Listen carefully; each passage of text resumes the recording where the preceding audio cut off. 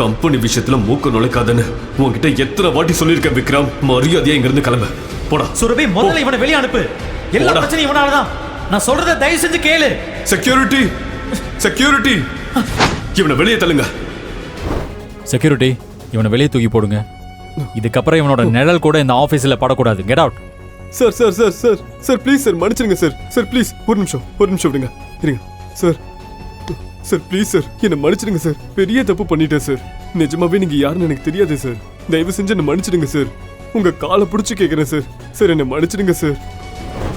மன்னிச்சிடுங்க சார், மன்னிச்சிடுங்க. ஹானஸ்ட்லி முன்னாடியே தெரிஞ்சிருந்தா நான் உடனே உங்களுக்கு ஃப்ளைட் அரேஞ்ச் பண்ணியிருப்பேன். Please please forgive me sir. இனிமே இந்த மாதிரி தப்பு நடக்காது சார். Excuse me, mister Nitin Varma right? Hi, நான் சுரபி, சரவணன் குரூப்போட CEO. Please don't mind me asking. நீங்கள் ஒருத்தர்கிட்ட பேசிட்டு இருந்தீங்கல்ல, உங்களுக்கு அவனை எப்படி தெரியும்? ஏன்னா அவன் பார்க்க ரொம்ப லோக்கலாக தெரியுறான். உங்களுக்கு அந்த உதவக்கரையை எப்படி தெரியும்? You mean Mr. Vikram? Are you kidding? நீங்க மிஸ்டர் விக்ரம லோக்கல்னு சொல்றீங்க. பிசினஸ் மார்க்கெட் பக்கமே வந்தது இல்லையா மேடம்? தேவையில்லாம அவர் இப்படி பேசாதீங்க. ஓகே, நான் கிளம்புறேன். சுரபி நிதின் வர்மாவின் இந்த வார்த்தைகளை கேட்டு ஏன் இப்படி பேசுகிறார் என்று சற்று குழப்பம் அடைந்தாள். விக்ரம் ஃப்ளைட்டில் ஏறுவதற்காக மிகுந்த பதற்றத்தோடு ஏர்போர்ட்டுக்கு ஓடிக்கொண்டிருந்தான். ஆனால் அவன் தோற்றத்தை பார்த்து அங்கிருந்த CASF செக்யூரிட்டி கார்டு அவனை உள்ளே அனுமதிக்கவில்லை. ஹேய், எங்க போயிட்டு இருக்க நீ? சார், எனக்கு யூஎஸ்க்கு ஃப்ளைட் இருக்கு. நெக்ஸ்ட் 30 மினிட்ஸ்ல. Please sir. எடு டிக்கெட் எடு. சார், டிக்கெட் உள்ள இருக்க என்னோட மேனேஜர் கிட்ட இருக்கு. Please sir. ஏய் போ, அதெல்லாம் உள்ள விட முடியாது. இடியட். இது ஏர்போர்ட், பஸ் ஸ்டாண்ட் இல்ல. எவன் வேணாலும் உள்ள போறதுக்கு. போ முதல்ல இங்க இருந்து. கையெடுத்து கும்பிடுறேன். 30 மினிட்ஸ்ல எனக்கு யூஎஸ் ஃப்ளைட் இருக்கு. ப்ளீஸ் சார், டிக்கெட் உள்ள இருக்கு. நீ ஒரு பிச்சைக்காரன். Dress எல்லாம் அழுக்கு, செப்பல் ஃபுல்லா மண்ணு. என்ன சொல்ற? உனக்கு ஃப்ளைட்டா? அரை மணி நேரத்துல, அதுவும் யூஎஸ் போறதுக்கு. டேய், கனவுல கூட உன்னால அங்க ஃப்ளைட்ல போக முடியாது. போ, சரிக்காத போ. நான் உங்க முன்னாடி கையெடுத்து கும்பிடுறேன். எனக்கு ஃப்ளைட் இருக்கு. ப்ளீஸ், நான் போகணும் சார். ப்ளீஸ். அப்ப நீங்க எது போக மாட்டல? ப்ளீஸ் சார், நான் உங்களை கெஞ்சி கேக்குறேன் சார். ப்ளீஸ் போடா சார். உன்னை நான் அடிச்சே கொன்னுடு வேண்டாம், புரியுதா?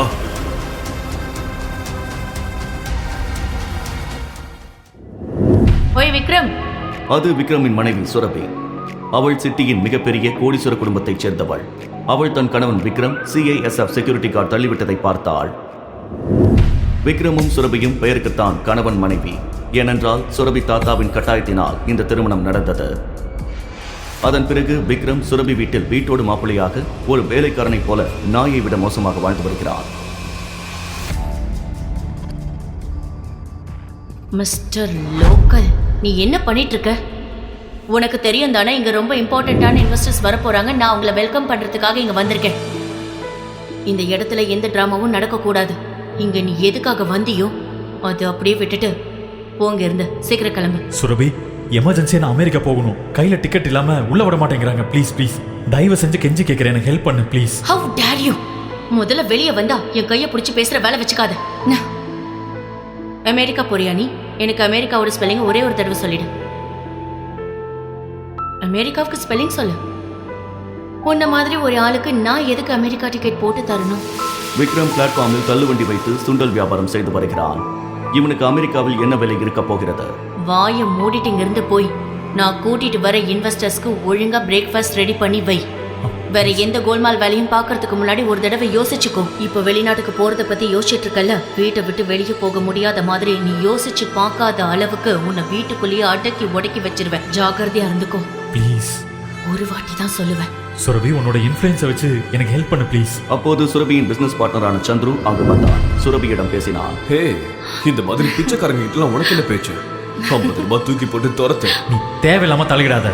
நான் என் வைஃப் கிட்ட பேசிட்டு இருக்கும்போது இவன் என்ன சொல்றான்? சுரபி, இவன் உன் ஹஸ்பண்டா? சந்துரு இந்த கேள்வியை கேட்டவுடன் சுரபி அதிர்ச்சியால் அமைதியாக நின்றாள். அதன் பின் சிரித்துக் கொண்டே பேசினாள். Come on Chandru, seriously? Look at him. இவனுக்காக சந்தேகப்படுறியா? இவன் அப்பியரன்ஸ பாரு. இந்த ஆள் கூட நிக்கிறதுக்கே எனக்கு கேவலமா இருக்கு. நீயே நினைச்சு பாரு. இவெல்லாம் என் ஹஸ்பண்டா? பிச்சை கேட்டு வந்தான் சந்துரு. ஒன்னு பிச்சை போடு, இல்லைன்னா இங்க இருந்து துரத்து. ஏன்னா இந்த ஆளு என்னோட ஹஸ்பண்டா இருக்கவே முடியாது. முதலில் சுரபியை விக்ரம் சிட்டி ஹாஸ்பிட்டலில் தான் பார்த்தான். அவன் அம்மாவிற்காக அந்த ஹாஸ்பிட்டல் சென்றிருந்தான். ஒரு பணக்கார பெண் அவளுக்கான மற்ற வேலைகளை விட்டுவிட்டு ஹாஸ்பிட்டலில் இருந்த கேன்சர் பேஷண்ட்டுகளிடம் கிஃப்ட் கொடுத்து கொண்டிருந்தாள். அவள் மிகுந்த அன்போடும் கருணையோடும் கிஃப்ட் கொடுத்தாள். அந்த கேன்சர் பேஷண்ட்டுகளும் அவர்கள் அன்பை அவளிடம் வெளிப்படுத்தினர். இந்த விஷயத்தை பார்த்ததிலிருந்து விக்ரம் சுரபியிடம் தன் மனதை இழந்தான். அப்போதிலிருந்தே விக்ரம் சுரபியை காதலிக்க ஆரம்பித்து விட்டான். ஆனால் அங்கு நின்று கொண்டிருந்தவன் தான் தன் கணவனாக போகிறான் என்று அவளுக்கு தெரியவில்லை.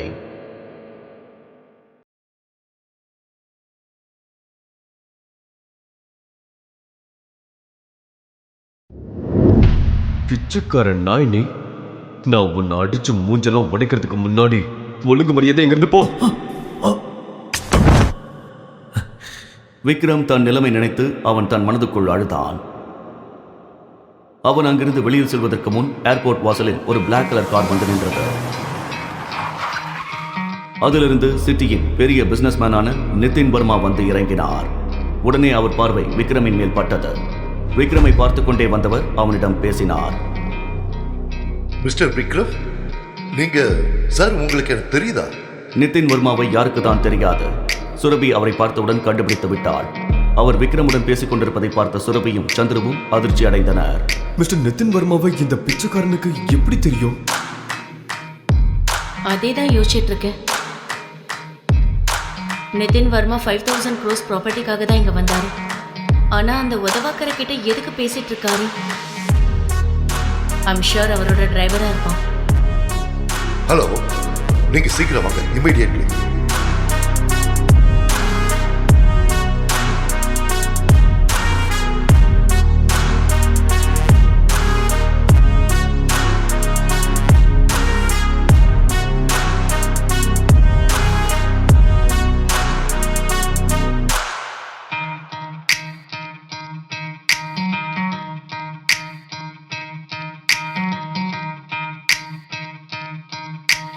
மிஸ்டர் நிதின் வர்மா கிட்ட கெஞ்சி கூத்தாடி எப்படியோ ஏர்போர்ட்ல என்டர் ஆயிட்டான்.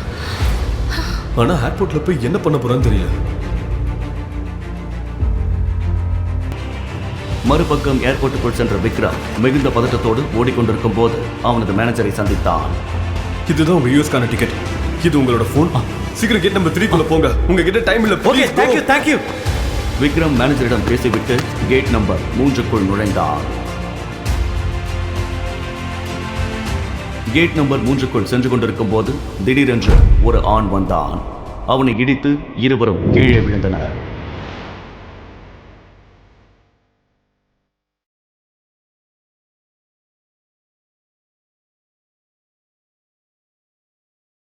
சார் நீங்க ஓகே தானே?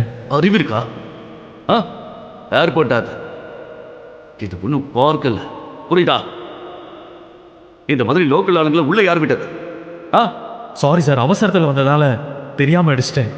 எனக்கு ஃப்ளைட் போயிடும், நான் போய் ஆகணும். சாரி. ஏய் ஸ்டே. என்னை இடிச்சிட்டு ஃப்ளைட்டில் என்ன? இந்த ஏர்போர்ட்லேருந்து 2 மினிட்ஸில் தூக்கிடுவேன், புரியுதா? உனக்கு தெரியல நீ யாரை இடிச்சிருக்க சார். புரியுதா? எங்களோட எம்டியை இடிச்சிருக்க. உனக்கு இவர் யாருன்னு தெரியல. இவர் பிரைம் ஏர்லைன்ஸோட எம்டி. சார் என் ஃப்ளைட் கூட பிரைம் ஏர்லைன்ஸோடது தான். ப்ளீஸ், நான் உங்ககிட்ட மன்னிப்பு கேட்டுக்கிறேன். நீங்கள் என்னை விட்டுருங்க. கொஞ்சம் emergency please sir. Emergency? Give me. Sir N ticket. ஏய், நான் பார்க்குறேன் உன்ன மாதிரி ஒரு லோக்கல் எப்படி என் ஏர்லைன்ஸில் போகிறேன். ப்ளீஸ் சார், என் டிக்கெட் போட சார். ப்ளீஸ் சார், கீழே அவன் டிக்கெட். என் டிக்கெட். ஓ சார் சார், என் டிக்கெட் கொடுங்க. நீண்டா விட்டுறாதீங்க அவனை. என்ன பண்ணுங்க? Stay there. புரியுதா? ஏய், அவன் டிக்கெட்டை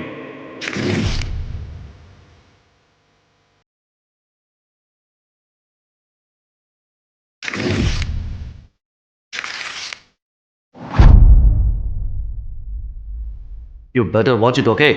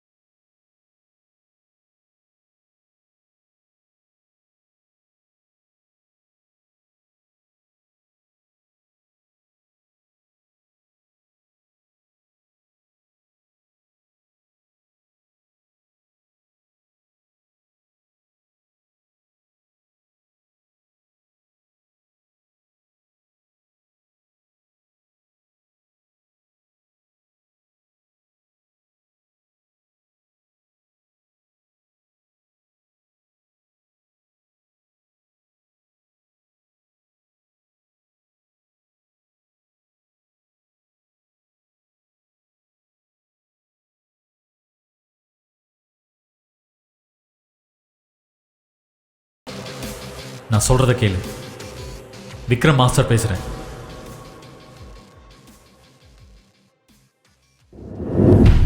அன்பான வாடிக்கையாளர்களுக்கு சற்று முன் கிளம்பிய பிரைம் ஏர்லைன் சேவை நிரந்தரமாக நிறுத்தப்பட்டது.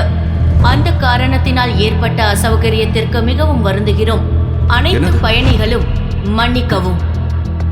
ஏ mister, hello, authority authority authority, நான் எந்த பெர்மிஷன் ஆர் நோட்டீஸும் கொடுக்கல.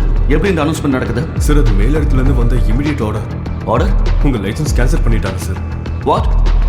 பிரைம் ஏர்லைன்ஸை பேன் பண்ணிட்டாங்க. நீங்கள் எதுனாலும் அங்கே பேசிக்கோங்க. ஹலோ ஹலோ,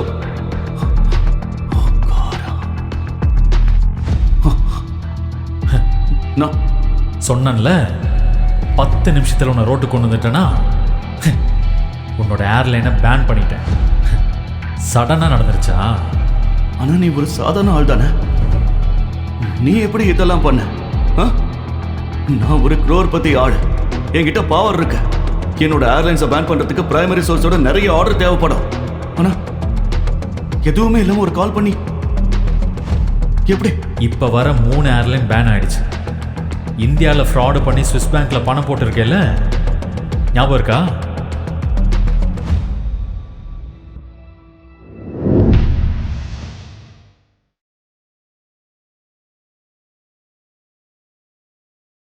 ஏய், அதுக்காக உன்னை ஜெயிலில் போட்டிருக்கணும்.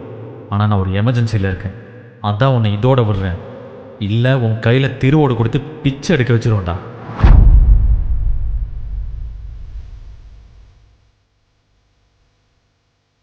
சார், நீங்கள் அர்ஜென்ட்டாக யூஎஸ்க்கு போயே ஆகணும். நான் உங்களுக்கு ப்ரைவேட் ஜெட் அரேஞ்ச் பண்ணிட்டேன். நம்ம இப்போ கிளம்பணும். Yes sir. Private jet? அப்படின்னா இவன் ஒரு சாதாரண ஆள் இல்ல.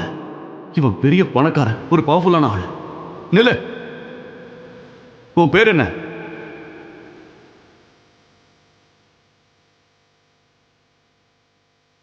உன் பேர் என்ன?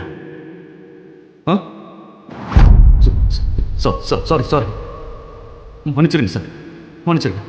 ஹானஸ்ட்லி முன்னாடியே தெரிஞ்சிருந்தா நான் உடனே உங்களுக்கு ஃப்ளைட் அரேஞ்ச் பண்ணியிருப்பேன். Please please forgive me sir. இனிமே இந்த மாதிரி தப்பு நடக்காது சார். இப்போ ஏர்லைனே இல்லையே, தப்பு எப்படி நடக்கும்? Sir,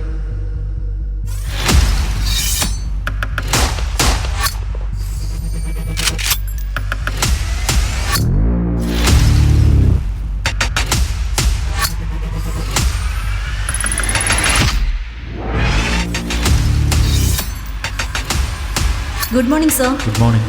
Sir, bag please. It's all right. Sir, please give me. I will keep it. Ya, thank you. அப்போது யூஎஸ்ல இருந்து ஒரு கால் வந்தது.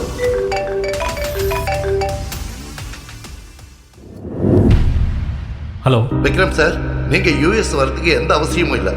பிளட் டோனர் கிடைச்சிட்டாங்க. பெரிய ஐயா இப்ப சேஃப் ஆயிட்டாரு. நாங்க எல்லாரும் நாளைக்கு இந்தியா வரோம். Thank God. நான் ரொம்ப பயந்துட்டேன். Keep me posted, okay? Okay.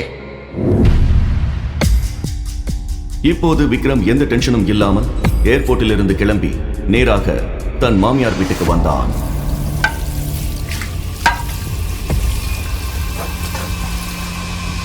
அங்கு எப்பவும் போல விக்ரம் வீட்டு வேலைகளை எல்லாம் முடித்து சுரபிக்கு லஞ்ச் பேக் செய்து காதில் இயர்போனுடன் அவள் ஆபீஸுக்கு வந்தான். குட் மார்னிங் மிஸ்ஸஸ் ரூபா, எப்படி இருக்கீங்க? பார்க்க ரொம்ப அழகா இருக்கீங்க. Hello, how are you? You என்ன? ரிஷப் சுரபியின் பிசினஸ் பார்ட்னர். அவன் சுரபியை திருமணம் செய்ய இருந்தான். ஆனால் சுரபியின் தாத்தா இறப்பதற்கு முன் தெருவில் உணவு விற்கும் சாதாரண இளைஞனான விக்ரமுக்கு தன் பேத்தியை கட்டாயப்படுத்தி திருமணம் செய்து வைத்தார்.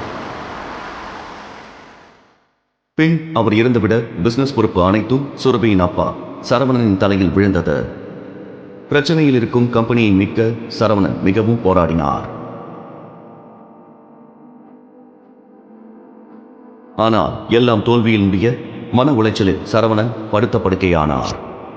அதனால் சுரபி கம்பெனி பொறுப்பை ஏற்று நடத்தி வருகிறாள். ரிஷப் நினைத்தால் இந்த பிரச்சனையை தன் அப்பாவின் நண்பர் நாராயணன் மூலம் சுலபமாக முடிக்கலாம். ஆனால் அவளை அடைய முடியாத கோபத்தில் அவன் உதவ முன்வரவில்லை. சுரபி எப்படியாவது கம்பெனியை மீட்க வேண்டும் என்ற பதட்டத்தில் இருந்தாள்.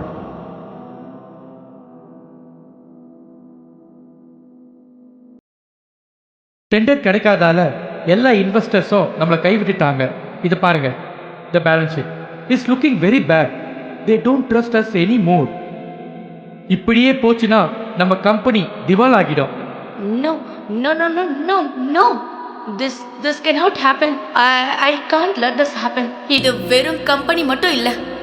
தாத்தா அவரோட ரத்தத்தை சிந்தி உழைச்சு இந்த கம்பெனியை உருவாக்கி இருக்காரு. இங்க இருந்து வெளிநாடு வரைக்கும் கம்பெனியை கொண்டு போயிருக்காரு. இது அவரோட பல வருட உழைப்பு கனவு. ஒரு சின்ன தப்பால அவரோட இத்தனை வருஷ உழைப்பும் தியாகமும் வீணா போறத நான் விட மாட்டேன். We have to do something. I can't lose this company. This is not option. நீங்க ஏதாவது பண்ணுங்க ப்ளீஸ். ஏதாவது ஐடியா இல்ல சொல்யூஷன் கொடுங்க. Somebody just find a way. Surabhi, உன் தாத்தாவுக்கு சில லாயல் அசோசியேட்ஸ் இருந்தாங்க. அவங்க கூட நாங்கள் பிஸ்னஸ் பண்ணோம். ஆனால் தாத்தா போனதுக்கப்புறம் ரிஷப் கொடுத்த இன்ஸ்ட்ரக்ஷன்ஸ் படி அவங்க கூட நாங்கள் பிஸ்னஸை ஸ்டாப் பண்ணிட்டோம். உனக்கு ஓகேனா அவங்க கூட கம்பெனி மர்ஜர் பற்றி பேசலாம். Uncle, that's not an option. எனவே எனக்கு நியூஸ் பார்த்ததுக்கு அப்புறமா அவங்க நம்ம கூட மர்ஜர் பண்ணுவாங்களான்னு சந்தேகம் தான். மோகன், let's look at other option. Meanwhile, what can we do? ராஜமோகனும் சுரபியின் தாத்தா புருஷோத்தமனும் பல வருட நண்பர்கள். ஆனால் இன்று பெயரளவில் மட்டுமே அவர் கம்பெனியின் அட்வைசர். டெண்டர்ஸ் கிடைக்காததால் சரவணன் இண்டஸ்ட்ரீஸ் மிகப்பெரிய பின்னடைவை சந்தித்துள்ளது. Hello? இந்த 2000 Yes, ma'am. டெண்டர் மூலம் Yes, ma'am, I'll get the files. கம்பெனியை மீட்க இருந்த கடைசி வாய்ப்பும் கை நழுவி விட்டது. கடனில் கவிழ போகும் கம்பெனியை எப்படி மீட்கப் போகிறார் CEO சுரபி?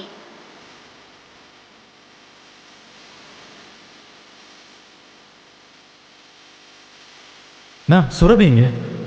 விக்ரம், நீ வீட்டுக்கு போ. நான் அவசரமா இந்த ஃபைல்ஸை கொண்டு போகணும். சுரபி நான் உடனே பார்க்கணும். I need to meet her right now please. Vikram, அடம் பிடிக்காத. வீட்டுக்கு போ. நீங்கள் எங்கே போகிறீங்க? Meeting room. செக்யூரிட்டி ரூபா மீட்டிங் ரூமுக்குள் நுழைய அவருக்கு பின்னால் விக்ரமும் மீட்டிங் ரூமுக்குள் நுழைந்தான். விக்ரம் வந்ததை பார்த்ததும் எல்லோருக்கும் முகம் மாறியது.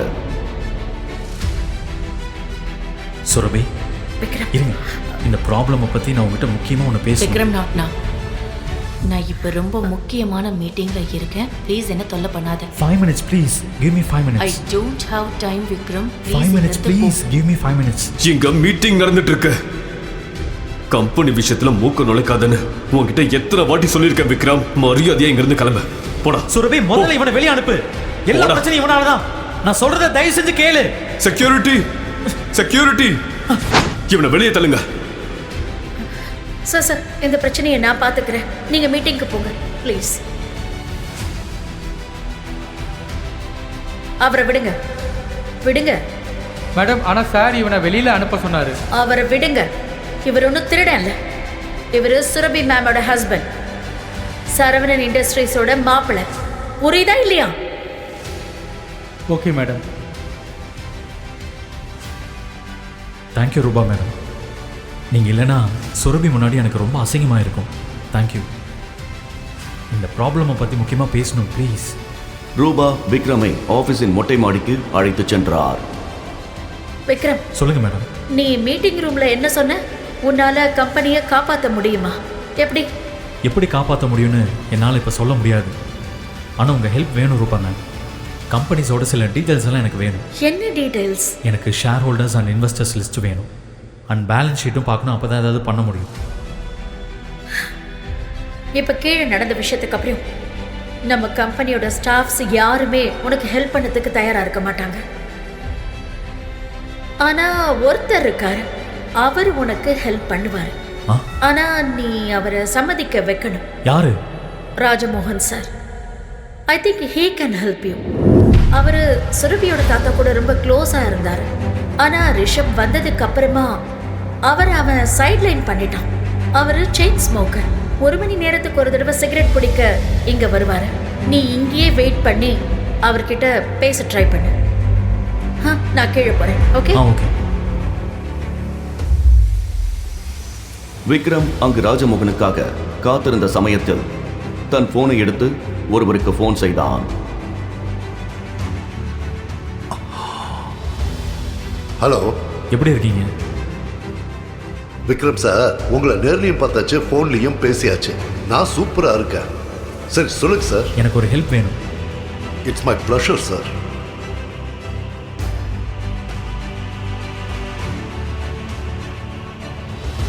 நீங்க சீக்கிரமா அந்த டீட்டெயில்ஸை கலெக்ட் பண்ணி சொல்லுங்க. நான் வைக்கிறேன். ஓகே, பாய். Hello sir.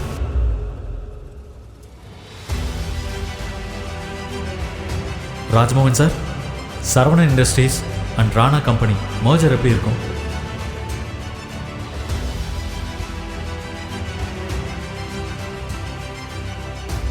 ராணா கம்பெனியா?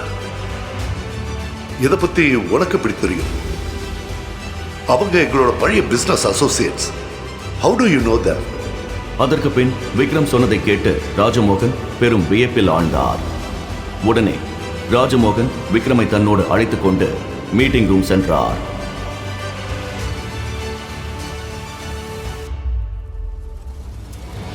இந்த ஒண்ணுத்துக்கு உதவாதவன் இங்க என்ன பண்றான்?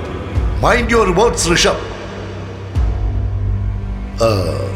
சுரபி, நாம விக்ரம் சொல்றதை கேட்கிறோம். Because he has a very good plan. பிளானா? இவனா? யூஸ்லெஸ். உன் வயசை விட அதிக வருஷம் நான் இந்த கம்பெனில உழைச்சிருக்கேன். இந்த பிரச்சனைக்கு நடுவே சுரபிக்கு அவள் தாத்தா சொன்ன முக்கியமான விஷயம் ஞாபகத்துக்கு வந்தது. அம்மாடி சுரபி, விக்ரம் உனக்கு ஒரு நல்ல துணையாக இருப்பான். இன்னொரு விஷயம் ஞாபகம் வச்சுக்க, உனக்கும் நம்ம கம்பெனிக்கும் எந்த பிரச்சனை வந்தாலும் விக்ரம் உன்னை காப்பாற்றுவான். நீங்க என்ன சொல்ல வரீங்க? அமைதியா இருங்க ப்ளீஸ். கொஞ்ச நேரத்துக்கு அமைதியா இருங்க ரிஷப், ப்ளீஸ் பி குவைட். மறந்துடாதீங்க, இந்த கம்பெனியோட பாஸ் நான் தான். Decision making power is in my hand. My decision is always final. Vikram, உனக்கு என்ன சொல்லணுமோ சொல்லு. வா விக்ரம், இங்க உட்காரு. முதல்ல எனக்கு கம்பெனியோட share holders and investors list வேணும் அண்ட் பேலன்ஸ் ஷீட்டும் வேணும். அதை பார்த்துட்டு தான் பேச முடியும். Surabhi, this is too much. நம்ம கம்பெனியோட டீட்டெயில்ஸை அவ்வளோ ஈஸியாக ஷேர் பண்ணக்கூடாது. விக்ரம் கிட்ட லேப்டாப் கொடு. ப்ளீஸ். இந்தா. சுரபி, நீ இவன் ரிஷப், நீ உன் பாஸோட ஹஸ்பண்டை பற்றி பேசிகிட்டு இருக்கங்கிறத மறந்துடாத. Next time be careful Rishabh. 2 வருடங்களில் முதல் முறையாக சுரபி விக்ரமை சப்போர்ட் செய்தாள். விக்ரம் சந்தோஷத்தில் திளைத்தான். Vikram, you continue.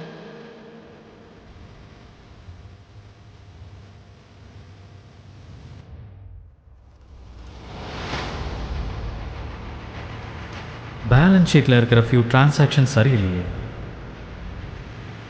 Investors company விட்டு போகிறதுலையும் ஒரு பேட்டர்ன் இருக்குது. Something is wrong. அட மேடம், இவர் என்ன பேசிட்டு இருக்காரு? தேவையில்லாததெல்லாம் பேசிட்டு இருக்காத. கம்பெனியை எப்படி காப்பாற்றணுங்கிறத சொல்லு. நாம நம்ம கம்பெனியோட எல்லா ஷேர்ஸையும் பைபேக் பண்ணுவோம். Simple. O wow, what a fresh new plan. அட, இதை பற்றி எல்லாம் நாம யோசிக்காமையா உட்காந்துருக்கோம். அமைதியா இருங்க Vikram. We don't have the funds. Give me 1 minute. Just 1 minute. Vikram தனியாக போய் ஒரு போன் செய்தான். அதை கேட்டு எல்லோரும் திகைத்து போயினர்.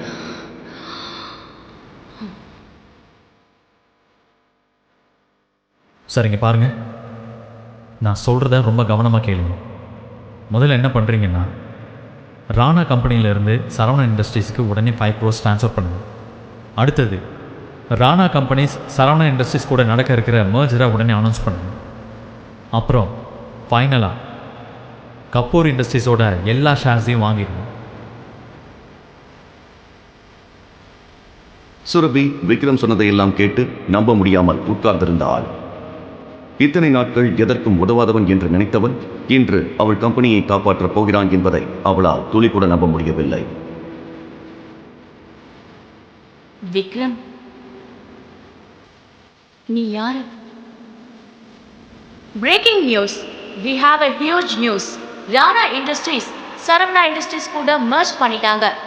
இது பிரச்சனையில இருக்கிற சரவணா இண்டஸ்ட்ரீஸை காப்பாத்திடும். சரவணா இண்டஸ்ட்ரீஸோட ஷேர்ஸ் எல்லாம் திரும்ப வாங்கிட்டாங்க. இந்த மர்ஜ் சரவணா இண்டஸ்ட்ரீஸ்க்கு ஒரு மிகப்பெரிய வளர்ச்சியை கொடுக்க போகுது. அதோட இந்த கம்பெனியை மீட்டெடுக்கவும் இது உதவியா இருக்கும்.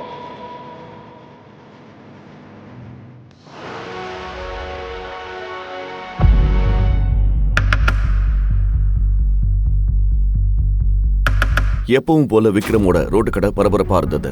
விக்ரம் பம்பரமா வேலை செஞ்சுக்கிட்டு இருந்தாலும் அவன் மனைவி சுரபி அதை ஒரு வெறுப்போட பாத்துக்கிட்டு இருந்தா. எவ்வளவு நேரம்டா அடிக்கிறது? அண்ணே இதோ 2 நிமிஷம். விக்ரம் நேரத்தை கடத்திட்டு இருந்தது சுரபிக்கு இன்னும் எரிச்சலை கொடுக்க ஆரம்பிச்சது.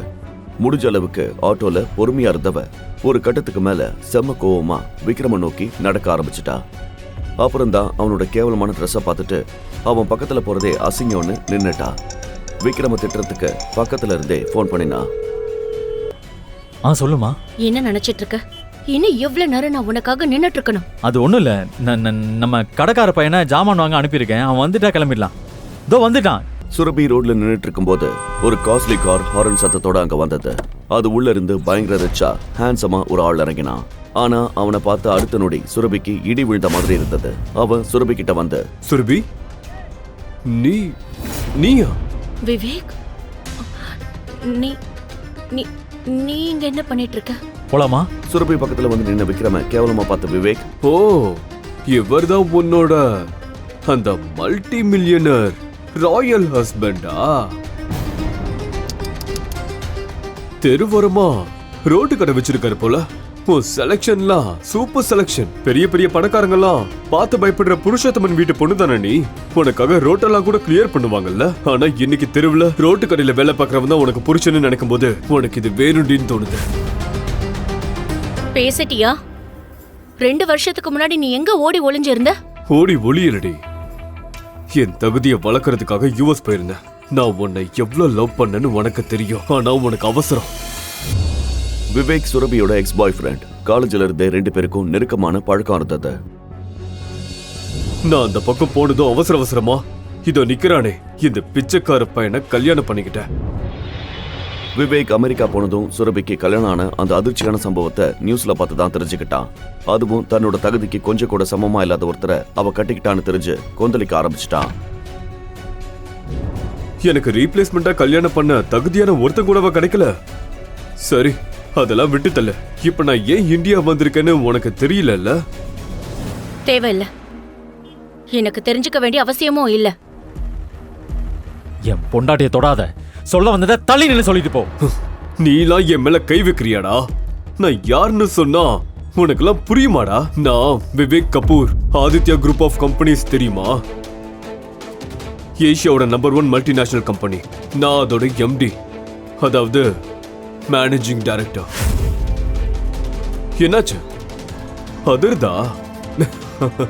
தெரிஞ்சிருந்தா 2 வருஷம், வெறும் 2 வருஷம் நான் வர வரைக்கும் வெயிட் பண்ணி இவனுக்கு பதிலா என்ன கல்யாணம் பண்ணிருப்பல்ல? வாய்க்கு வந்தது உளராத விவேக். இந்த 2 வருஷத்துல என்ன பிரச்சனை நடந்துச்சுன்னு உனக்கு தெரியுமா? Who cares? எனக்கு அதெல்லாம் தெரியவே வேண்டாம். உன்ன மாதிரி திருட்டு கழுதியோட கண்ணீரை துடைக்கிறத என் மேல உன் தகுதிக்கு ஒரு பரதேசிக்கு பொண்டாட்டியானு இருந்திருக்கு. நீயும் ஆயிட்ட. அப்புறம் இவருக்கானே, இவன மாதிரி ஆளெல்லாம் என் கம்பெனி வாசல்ல கூட விட மாட்டேன். என் ஆபீஸ்க்கு உன்னை இன்வைட் பண்றேன். எனக்கு வேலை பார்க்கறவெல்லாம் எப்படி இருக்கான்னு வந்து பாரு. பியூனா இருக்க கூட தகுதி இல்லாத ஒருத்தனை தான் நம்ம புருஷனாக்கி இருக்கோன்னு என் ஆபீஸ்க்கு வந்து பார்த்து தெரிஞ்சுப்ப. விவேக் சொன்ன வார்த்தையெல்லாம் விக்ரமுக்கு நெருப்பள்ளி கொட்டின மாதிரி இருந்தது.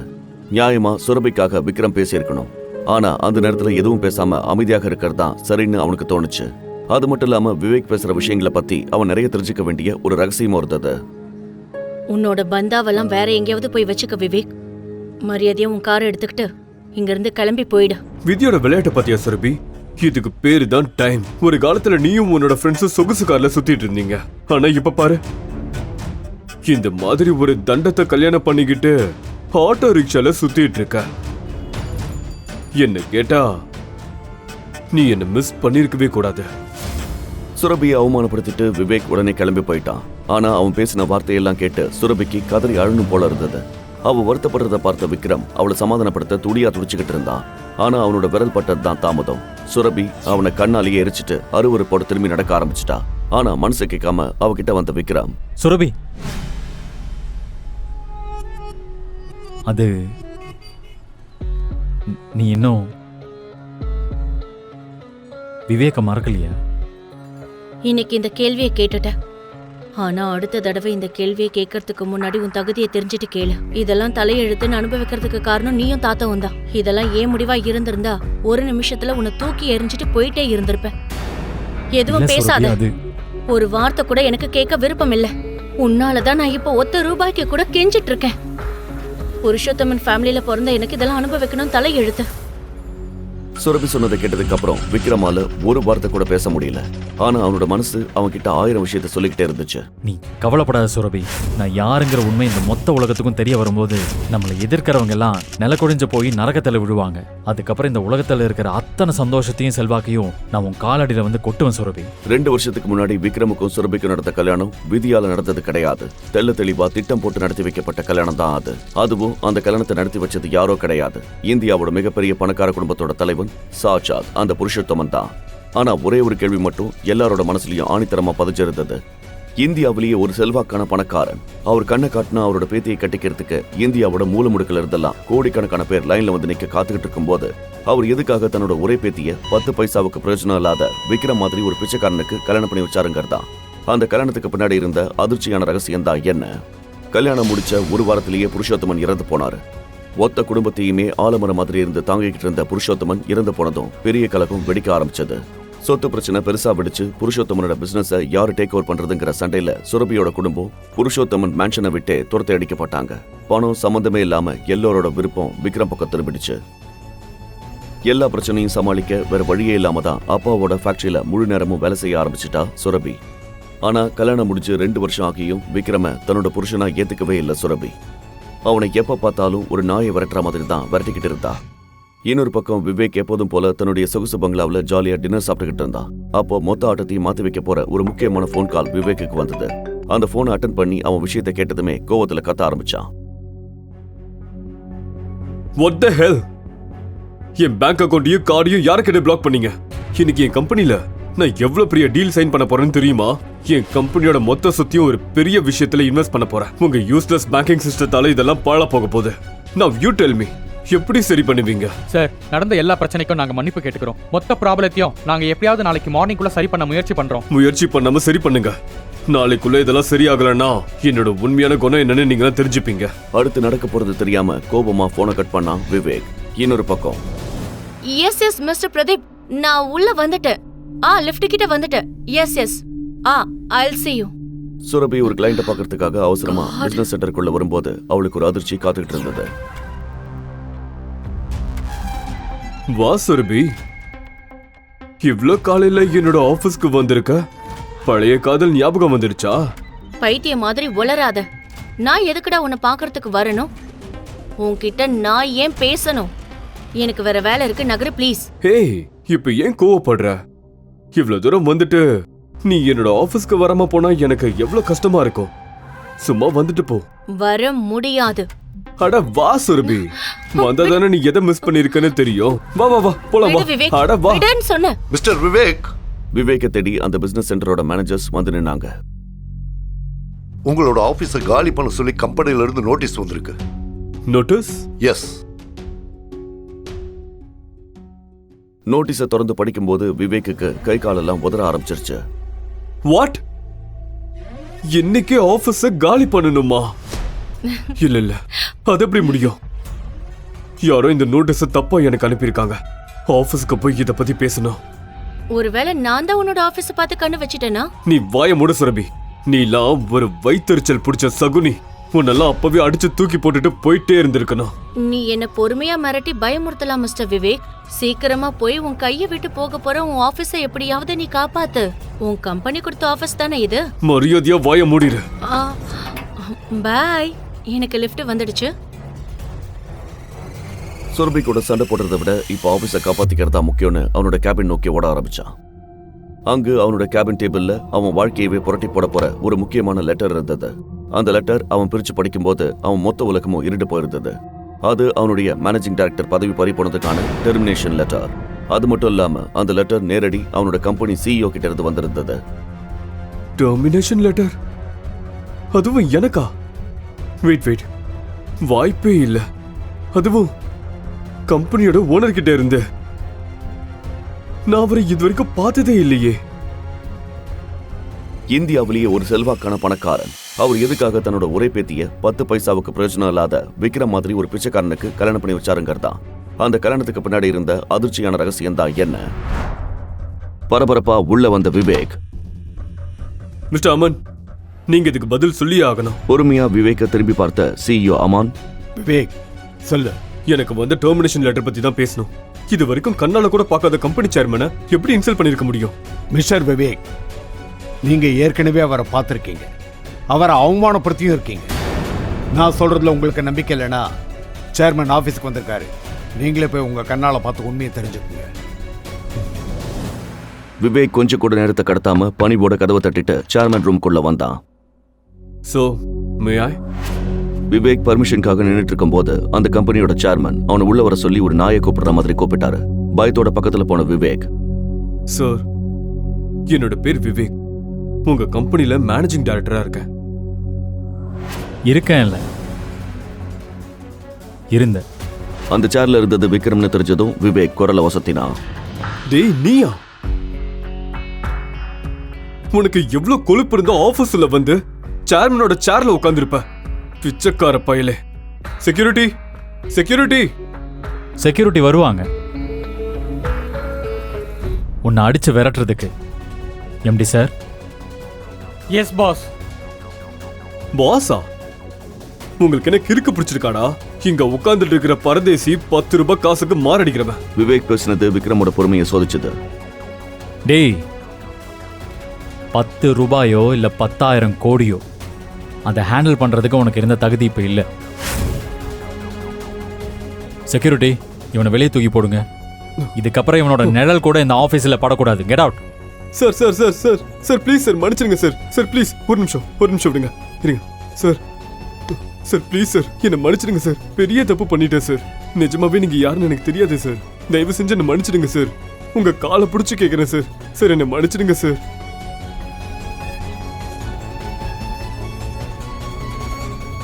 என்னை கேவலப்படுத்தினவனை கூட நான் மன்னிச்சு விட்டுருக்கேன். ஆனா என் பொண்டாட்டி இன்சல்ட் பண்ணவனை விட்டதே இல்லை. உன் தகுதிக்கு ஒரு பரதேசிக்கு பொண்டாட்டியானு இருந்திருக்கு. நீயும் ஆயிட்ட. நீ இப்ப என்ன பண்றன்னா, கிளம்பு. நேரா போய் என் வைஃபு கிட்ட அவங்க காலில் விழுந்து மன்னிப்பு கேட்கிறேன். சரி சார், நான் அப்படியே பண்ணிடுறேன். டேய் இரு. இதுக்கப்புறம் என் வைஃப் பக்கத்தில் உன்னை பார்த்தேன்னு வை, அதுக்கப்புறம் இந்த உலகத்தில் உன் மூஞ்ச எவனுமே பார்க்க முடியாத கண்டிஷனில் ஆக்கி வச்சிருவேன். புரியுதா?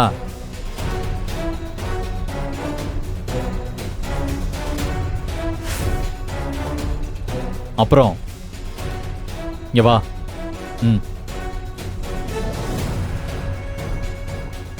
வேலை வேணுமா? அப்போ ஒன்று செய். இந்த ஆஃபீஸுக்கு வந்தா நான் சொல்றத மூடிட்டு கேட்கணும். என் பொண்டாட்டி பத்தின நினைப்பே உங்ககிட்ட இருக்கக்கூடாது. ஞாபகம் இருக்கட்டும். இந்த பவர்ஃபுல் விக்ரம் எதுக்காக தான் பொண்டாட்டிக்கிட்ட இருந்து தன்னோட அடையாளத்தை மறைக்கணும்? விவேக் மாதிரியே பல பேர் விக்ரம் முன்னாடி மண்டியிட்ட சரித்திரம் ஒன்று இருக்கு. ராஜேஷோட ஒன் சைடு லவுக்கு யமதர்மன் மாதிரி விக்ரம் வந்த கதை ஒன்று இருக்கு. டெல்லியவே கட்டி ஆண்டுகிட்டு இருந்த பெரிய பிசினஸ்மேன் சந்திரகுப்தாவோட ஒரே மகன் தான் இந்த ராஜேஷ். பாலிவுட்ல இருந்து ஹாலிவுட் வரைக்கும் சந்திரகுப்தாவை தெரியாத ஆட்களே கிடையாது. அந்த அளவுக்கு பெரிய குடும்பத்தில இருந்து வாரிசா வந்தவன் தான் இந்த ராஜேஷ். பணக்கார அப்பனங்களுக்கு பிறந்த தருதலைங்களோட லிஸ்ட் எடுத்தா ராஜேஷுக்கு தான் முதலிடம். காலேஜுக்கு உள்ளேயும் வெளியும் ஏகப்பட்ட பிரச்சனை பண்ணிட்டு ஜெயிலுக்கும் போயிருக்கான். அதுக்கப்புறம் பணத்தை வச்சு ஈஸியா வெளியில வந்துருவான். இதனால அவங்கிட்ட காலேஜ்ல ஒருத்தனும் வச்சுக்க மாட்டான். காலேஜ் டைம்ல ஒரு நாள் சுரபி அவளோட ஃப்ரெண்ட் கூட கேண்டீன் வந்தவ. சி பொறுக்கி, உனக்கு என்ன பைத்தியமா பிடிச்சிருக்கு? யார்டா நீ? உன்னை நான் லவ் பண்ணவே இல்ல. நான் விவேக்க மட்டும்தான் லவ் பண்றேன். ஓ மை காட், உனக்கு நடந்த விஷயமே தெரியாதுல்ல? உன்னோட ஆறுயிர் காதலன் விவேக் நேத்து ராத்திரியே யுஎஸ் கிளம்பி போயிட்டான். வாட்? குடிச்சிட்டு வந்து ஒளறியா என்ன? விவேக் அந்த மாதிரி சொல்லாம போயிருக்க மாட்டான், புரியுதா? நான் இப்பவே உனக்கு நிரூபிச்சு காட்டுறேன். பரபரப்பா செல்போன் எடுத்து பார்த்த சுரபிக்கு அவ அனுப்பி வச்ச எந்த மெசேஜுக்கும் விவேக் ரிப்ளை பண்ணலன்னு தெரிஞ்சது. ராஜேஷ் சொன்ன மாதிரியே விவேக் அமெரிக்கா கிளம்பி போயிருந்தா. சுரபி அவனுக்கு ஃபோன் பண்ணி பார்த்தப்ப கூட அவனுக்கு ரீச் ஆகல. எனக்கு உன்னை சுத்தமா பிடிக்கல. இன்னொரு தடவை என் பக்கம் வந்து இந்த மாதிரி பண்ணிட்டு இருந்தான்னு வச்சுக்க, அவ்வளவுதான். எவ்வளவு திமிரடி உனக்கு. சுரபி புருஷோத்தமன்ல. அதான் இப்ப சொல்றேன், எழுதி வச்சுக்க. உன்னோட இந்த அழகான திமிரு பிடிச்ச மூஞ்சை யார்கிட்டயும் காட்ட முடியாத அளவுக்கு பண்ற. அழகா இருந்த திமிர்ல தானே அரைஞ்ச, அதுவும் எல்லாரும் பாக்குற மாதிரி. உன் மொத்த இமேஜையும் கிழிச்சு என் காலு கீழே போட்டு நசுக்கல. என்னோட பேரு ராஜேஷ் குப்தா இல்லடி.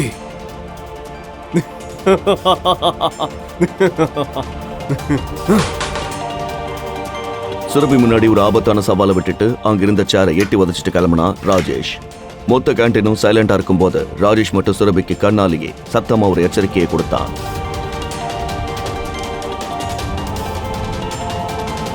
அதுக்கப்புறம் சுரபியை பழிவாங்க ராஜேஷ் பண்ணின அந்த கேவலமான காரியம் என்ன தெரியுமா? அதனால சுரபியோட வாழ்க்கை எப்படி மாறுச்சுன்னு தெரியுமா? வாங்க தெரிஞ்சுக்கலாம். அந்த நடுராத்திரியில மொத்தம் ஊரும் தூங்கிட்டு இருக்கும் போது விவேக் மேல இருந்த காதல் சுரபிய தூங்க விடாம முழிக்க வச்சிருந்தது. அப்பதான் அவ வாழ்க்கையவே புரட்டி போட போற அந்த போன் கால் வந்தது.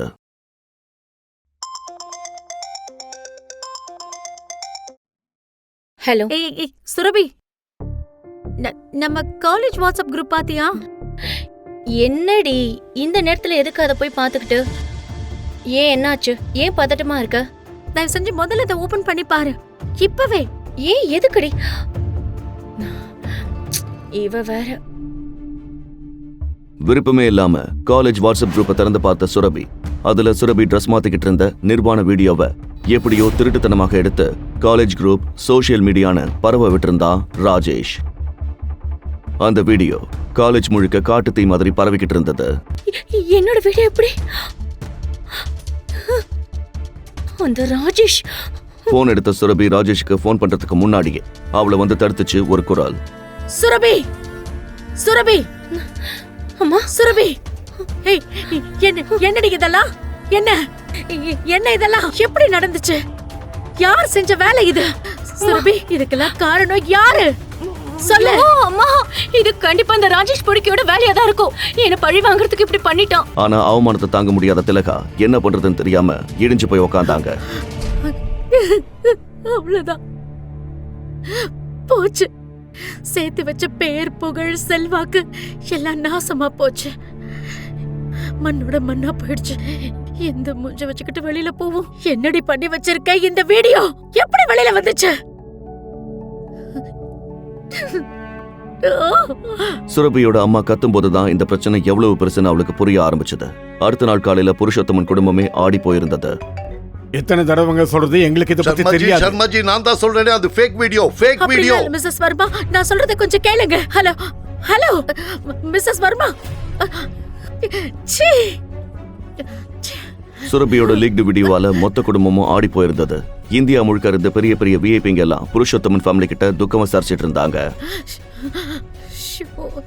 இவளை யாருங்க கல்யாணம் பண்ணிப்பா? இவளுக்கு எந்த நல்லதும் நடக்காதுன்னு தெரிஞ்சாலே டென்ஷனா இருக்குங்க. இப்ப இவளை யார் கல்யாணம் பண்ணிப்பா? ஒருத்தர் இருக்காரு. ஆமா, ஒருத்தர் இருக்காரு. அவரை சுரபிக்கு கல்யாணம் பண்ணி வைக்கலாம். சுரபியோட தாத்தா புருஷோத்தமன் சொன்ன வார்த்தையால அங்க இருக்கிறவங்களுக்கு கொஞ்சம் ஆறுதல் கிடைச்சது. விக்ரம். அப்ப அவர் கையை காட்டும் போது அங்க வந்து ஒண்ணுமே தெரியாத மாதிரி பவ்யமா நின்னது நம்ம விக்ரம்.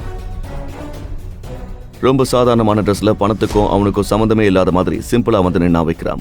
ஆனா இவனை போய் எப்படி சுரபிக்கு கல்யாணம் பண்ணி வைக்கிறதுன்னு அங்க இருக்கிற எல்லாருக்கும் அதிர்ச்சியா இருந்தது. இதான் விக்ரம் சுரபிய கல்யாணம் பண்ணிக்கிறதுக்கு ரெடியா இருக்காரு. ஆனா அப்பா, இந்த பையன் யாரு?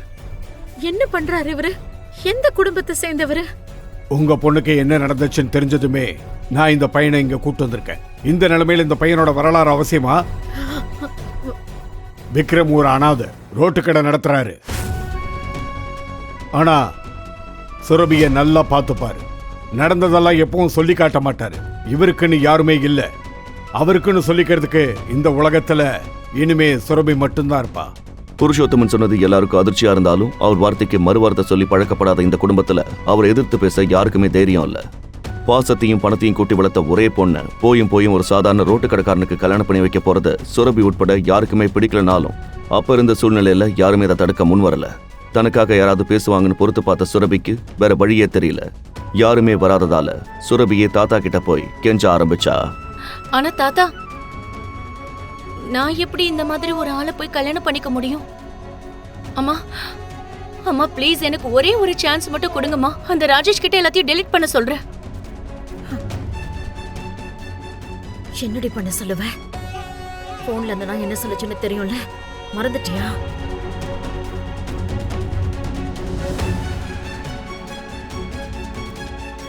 சுரபி,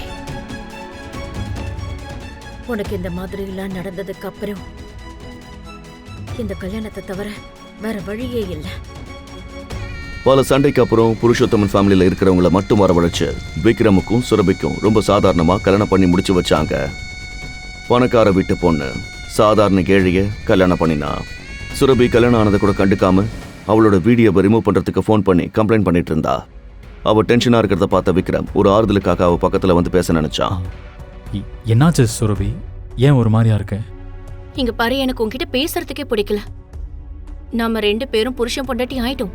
ஆனா அதுக்காக நமக்குள்ள எல்லாம் இருக்கணும்னு அவசியம் இல்ல. நீ உன் பிரச்சனையை மட்டும் என்னன்னு சொல்லு. என்னால என்ன ஹெல்ப் பண்ண முடியுமோ நான் பண்றேன். நீயா? நீ எனக்கு ஹெல்ப் பண்ண போறியா? எஸ். முதல்ல இதை கேட்கறதுக்கு உனக்கு தகுதி இருக்கா? என்னாலே சரி பண்ண முடியாததை நீ பண்ணி கிழிச்சிருவியா?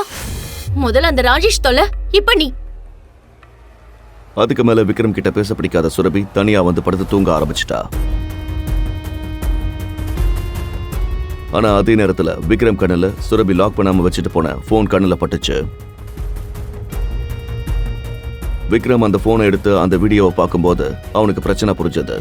அது மட்டும் இல்லாம தன் மனைவியோட வீடியோ இன்டர்நெட் முழுக்க பரவறத பார்த்து அவனுக்கு கோவம் தான் வந்துச்சு. அதுக்கப்புறம் என்ன பண்ணணும்னு விக்ரமுக்கு ரொம்ப தெளிவா புரிஞ்சுது.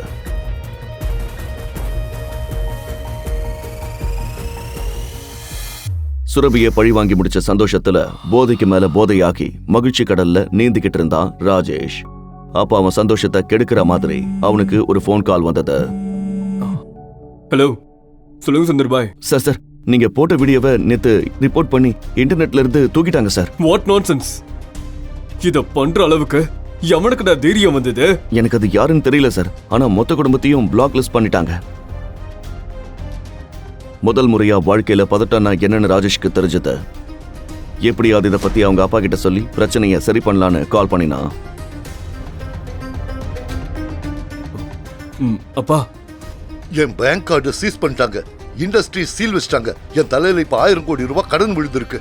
என் கதையே முடிஞ்சிருச்சு. பா, யாருப்பா அது?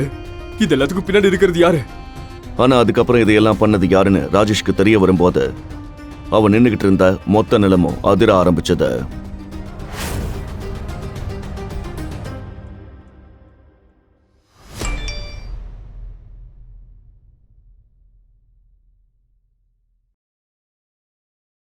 இன்னொரு பக்கம் சோகமா இருந்த சுரபிக்கு போன்ல இருந்து ஒரு மெசேஜ் வந்தது. அவ அதை திறந்து பார்க்கும்போது அவ கண்ணை அவளாலேயே நம்ப முடியல. அவளோட அந்த வீடியோ ஒட்டுமொத்தமா இன்டர்நெட்ல இருந்து டெலிட் ஆயிருந்தது. இதெல்லாம் யார் பண்ணிருப்பா? சுரபியோட அந்த ஆச்சரியம் மறையறதுக்குள்ள இன்னொரு ஆச்சரியம் அவ வீட்டு காலிங் பெல்ல தட்டுச்சு. கதவை திறந்து அவ பார்க்கும்போது ராஜேஷ் நின்னுகிட்டு இருந்தான். ராஜேஷ், எதுக்குடா வந்த? நீ ஏற்கனவே பண்ணி வச்ச வரைக்கும் எல்லாம் போதும். இதுக்கு மேல தயவு செஞ்சு எதுவும் பண்ணாத. உன்னை யாராவது இங்க பாக்குறதுக்கு முன்னாடி இங்க இருந்து போயிடு please. I'm sorry Surabhi, I'm sorry. உன் ஆளு இவ்வளவு பவர்ஃபுல்னு எனக்கு தெரியவே தெரியாது. நான் கையெடுத்து கும்பிட்டு மன்னிப்பு கேட்டுக்கிறேன். தயவு செஞ்சு என்ன மன்னிச்சிடு. நீ என்ன சொல்ற? யார பத்தி சொல்ற? உன்னோட வீடியோ மொத்தத்தையும் இன்டர்நெட் விட்டு தூக்கியாச்சு. அது யாரும் டவுன்லோட் கூட பண்ணல. இப்ப என் மொத்த குடும்பமும் நடு ரோட்ல நிக்குது. இது எல்லாத்தையும் பண்ண ஆளு உன் வீட்டில் தான் இருக்காரு. என் வீட்ல இருக்காரா? என் வீட்ல இருந்து யாரு பண்ணிருப்பான்? இங்க பாரு, நீ ஏதோ டிராமா பண்ணிட்டு இருக்காது, தயவு செஞ்சுங்கிறது. இங்க பாரு, நான் டிராமா எதுவும் பண்ணல, பண்ண வேண்டிய அவசியமும் இல்ல. இது எல்லாத்தையும் பண்ண ஆளு உன்னோட புருஷன். அவர்தான் உன்னோட வீடியோ எல்லாத்தையுமே தூக்க வச்சாரு. அவர்தான், எனக்கு நல்லாவே தெரியும். இதை கேட்ட அடுத்த நொடி சுரபியோட நெஞ்சு அதிர்ச்சியில அடிச்சுக்க ஆரம்பிச்சது. நிஜமாவே ரோட்டு கடையில வேலை செய்யற மாதிரி ஒரு ஆளால எப்படி இவ்வளவு பெரிய விஷயத்த பண்ண முடிச்சதுன்னு அவளுக்கு புரியல.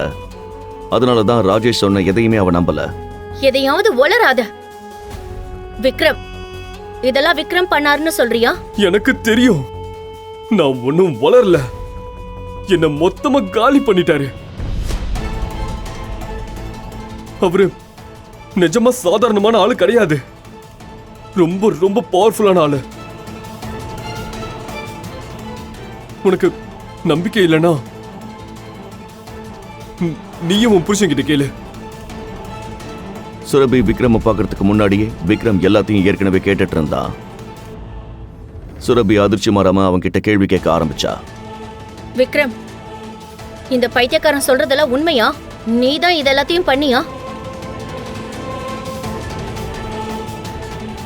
விக்ரம் ஒண்ணுமே தெரியாத மாதிரி அவனை பார்க்கும்போது சுரபி ராஜேஷ் பக்கம் திரும்பி பார்த்தா. ஆனா விக்ரமோட உண்மையான முகம் ராஜேஷ்க்கு மட்டும்தான் தெரிஞ்சது. ஆனா சுரபி விடாம கேள்வி கேட்டா. அட சொல்லு. நிஜமாவே சுரபிக்கு விக்ரமோட உண்மையான ரகசிய முகம் எப்படி தெரிய வரும்? உலகத்திலேயே இவ்வளவு பவர்ஃபுல்லான ஒரு ஆளு எதுக்காக சாதாரண ரோட்டு கடை வச்சு நடத்திக்கிட்டு இருக்கான்? இது வரைக்கும் நீங்க கேட்டுக்கிட்டு இருந்தது எல்லாமே இந்த கதையோட ஒரு ட்ரெய்லர் தான். நிஜமாவே விக்ரம் சுரபியை கல்யாணம் பண்ணிக்கிட்டதுக்கு ஒரு முக்கியமான காரணம் இருந்தது.